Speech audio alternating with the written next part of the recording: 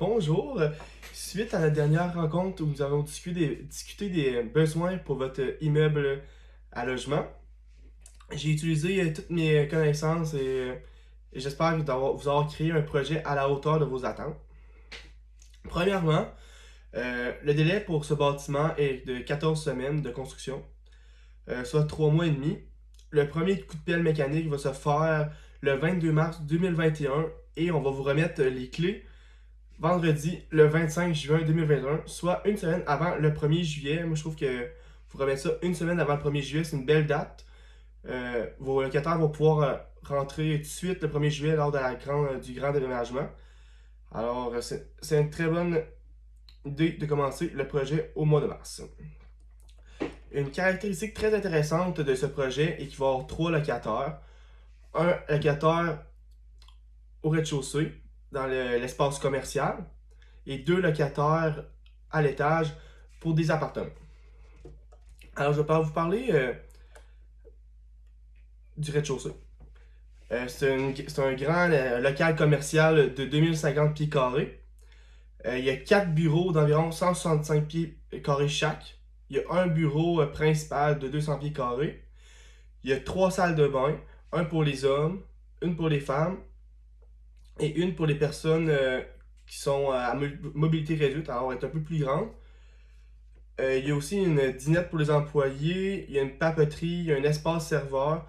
Alors, il y a toutes les pièces pour accueillir une entreprise. À l'étage, c'est deux grands 4,5 de 1150 pieds carrés chaque, avec trois chambres à coucher, une salle de bain, un salon, puis un espace cuisine. Les clients, les travailleurs et les résidents qui sont au deuxième étage, au premier étage, excusez-moi, vont tous arriver par le chemin de l'amitié. Il va y avoir deux espaces de stationnement, soit un à l'avant et un derrière le bâtiment. Celui à l'avant va être vraiment concentré pour les clients de l'espace commercial et celui de derrière pour les employés et aussi les résidents. Il y a 8 espaces de stationnement à l'avant, très larges, et 12 à l'arrière. 4 pour les locataires du logement, 2 chaque, et 8 autres pour les employés.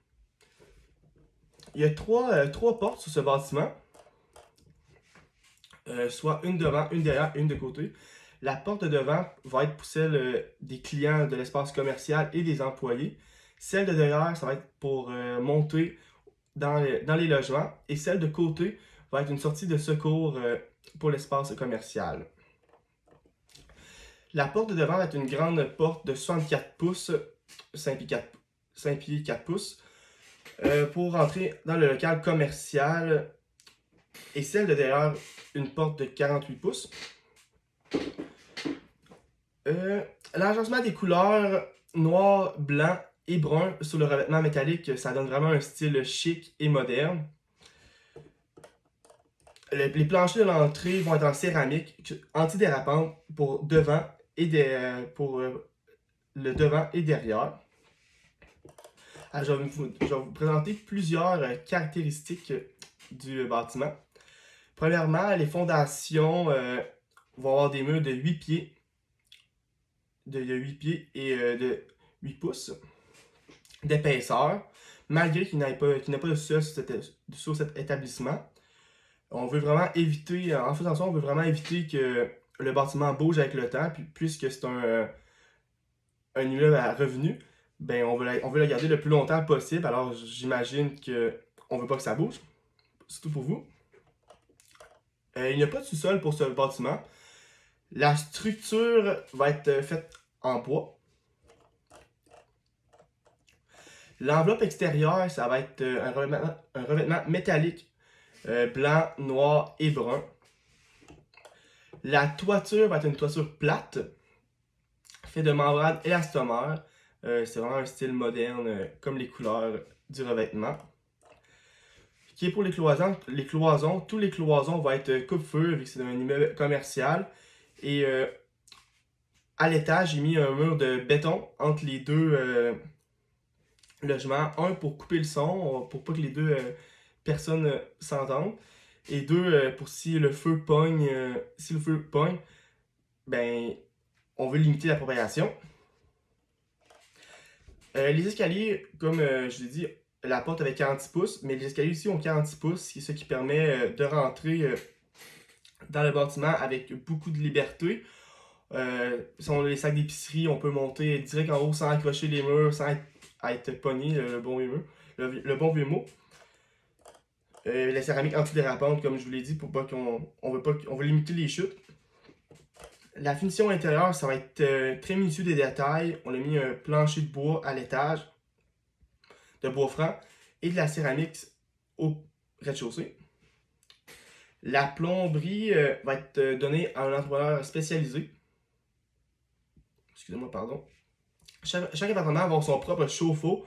On veut pas qu'un appartement ou le local commercial manque d'eau chaude.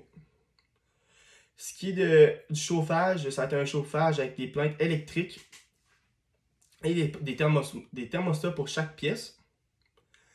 La ventilation, ça va être il va y avoir de l'air climatisé, bien sûr, dans le logement et au rez-de-chaussée, qui sont contrôlés par les thermostats.